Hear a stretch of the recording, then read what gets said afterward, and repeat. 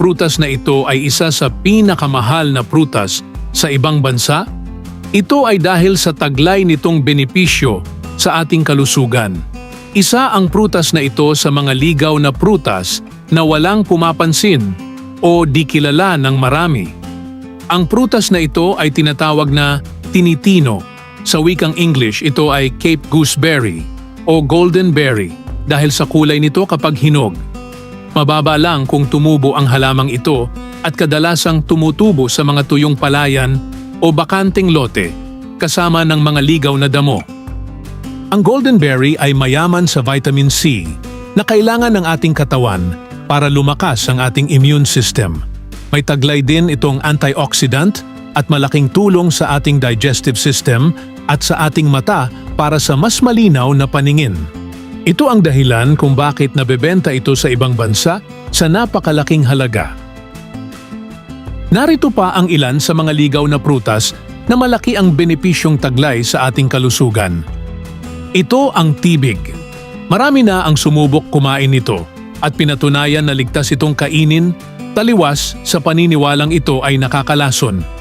Isa ang punong ito sa mga binabalik-balikan ng mga ibon upang kumain ng mga bunga nito. At ayon sa mga matatanda, kung ang prutas ay kinakain ng mga ibon, maaari din itong kainin ng mga tao. Ang puno nito ay nagbibigay ng tubig na siyang dahilan ng pagkakaroon ng mga bukal at sapa.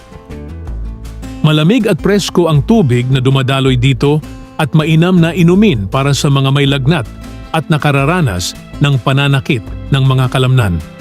Hitik ito kung mamunga at mayroong taglay na antioxidant at antibacterial properties ang bunga nito. Minsan matamis at minsan ay walang lasa ang prutas. Ito ay depende sa gulang nito kapag pinitas upang kainin. Lason o pagkain, ito ay tigaw o tigaw na may scientific name na Calicarpa cana, ay isang uri ng ligaw na halamang namumulaklak. Ang English name ng prutas na ito ay beauty berry dahil sa napakaganda nitong itsura. May taglay itong vitamin C, carbohydrates at fibers. Meron din itong antioxidant na dahilan kung bakit matingkad ang kulay nito. Kulay violet na maliliit na mga bulaklak at prutas. May mga paniniwala na ang dahon at ugat nito ay ginagamit bilang herbal medicine. Marahil may mga lugar na walang pumapansin sa prutas na ito dahil sa kaunti nilang kaalaman. Isa kasi ang dahon nito na panglason sa mga isda, subalit ligtas kainin ng mga tao dahil sa mas matatag nating digestive system kumpara sa mga isda. Ang prutas na ito ay pwedeng kainin ng tao, subalit dapat kaunti lamang at iwasan ang sobra dahil maaring makasakit ito ng iyong tiyan. Ito naman ang anunang. Ginagamit din ang prutas nito bilang pandikit dahil sa taglay nitong lagkit. Hindi rin ito magpapatalo pagdating sa mga benepisyong pangkalusugan. Ang prutas nito ay may taglay na antioxidant, anti-inflammatory at antimicrobial properties. Ang dahon naman nito ay mabisang panggamot sa mga may ulcer, sakit ng ulo at lagnat. Karaniwang ginagawang pambakod ang mga puno nito. Alam niyo ba na ang bansang India ang mas kilala sa paggamit nito? Ito ang dahilan kung bakit ito tinawag na Indian cherry. Tinatawag din itong fragrant manjak dahil sa mabangong amoy nito, lalo na kapag hinog.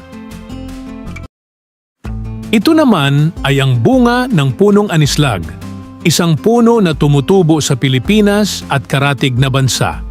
Isa ang puno nito sa matitibay na puno na madalas gamitin sa mga paggawa ng bahay kubo o kulungan ng mga hayop. Alam nyo ba na ang bunga nito ay kinakain din? Maliliit ang bunga ng punong ito ngunit may taglay itong antioxidant at anti-inflammatory properties. Madalas itong makita sa mga bundok at sa sobrang liit ng bunga nito na kulay pula ay hindi ito masyadong pinapansin. Madalas itong kinakain ng mga ibon. May pagkakahawig ang puno at bunga nito sa aratiles. Ito naman ang pinakamaliliit na uri ng isang pipino. At gaya ng pipino, Pwede itong kainin habang kulay, berde pa ito, at pwedeng gamitin bilang pangsahog sa mga salad. Nakatutulong din ito sa ating digestive system at nagpapababa ng blood sugar level sa ating katawan. May mga ilang tao na nakakain na nito at ayon sa kanila, ito ay mabisang pantanggal ng hangover kapag nakainom ng alak.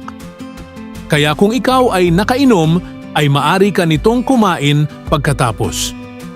Walang gaanong katibayan kung totoo nga ito, pero nakasisiguro namang ligtas ang bunga nito bilang pagkain ng tao. Kusa itong tumutubo sa mga bakante o madadamong lugar. Ito naman ay isang uri ng passion fruit. Ang tawag ng ilan dito ay kuyumot o kurumbot. May ilang tao na Santo Papa ang tawag dito dahil sa mistulang Pope Mitre, ang itsura nito na isinusuot ng Santo Papa. At gaya ng wild cucumber, ito din ay napakaliit na prutas na tumutubo lang din sa mga bakanteng lugar. Masarap ang bunga nito na gaya ng passion fruit na kauri nito. Mayaman ito sa vitamin C at may taglay na sedative properties na tumutulong upang labanan ng insomnia at anxiety. Sinasabing ang Brazil ang nangunguna sa mga pangunahing bansa na producer ng nasabing prutas. Ginagawa nila itong juice, ice cream at iba't ibang klase ng dessert. Ito naman, syempre, ang isa sa mga ligaw na prutas na hindi pwedeng mawala sa ating listahan. Ito ang bayabas na alam nating tumutubo kahit saang lugar. Mas marami nito sa mga bundok at lalo itong dumadami gawa ng mga ibon na kumakain nito at naikakalat sa pamamagitan ng kanilang dumi. Ang bayabas ay may maraming benepisyong pangkalusugan na makukuha hindi lang sa prutas. Ginagamit din ang dahon nito bilang herbal medicine. Ang dahon ay may taglay na antibacterial properties. Pinakukuluan ang dahon nito at ang tubig na pinagkuluan ay ginagamit bilang panlinis sa ating mga sugat upang maiwasan ang impeksyon at para sa mas mabilis na paggaling nito. Mainam din itong panlaban sa mga nakararanas ng diarrhea. Ang bunga nito ay mayaman din sa vitamin C na kailangan ng ating katawan. Sa katunayan, ang prutas na ito ay may mas maraming vitamin C kumpara sa mansanas at orange. Ito ang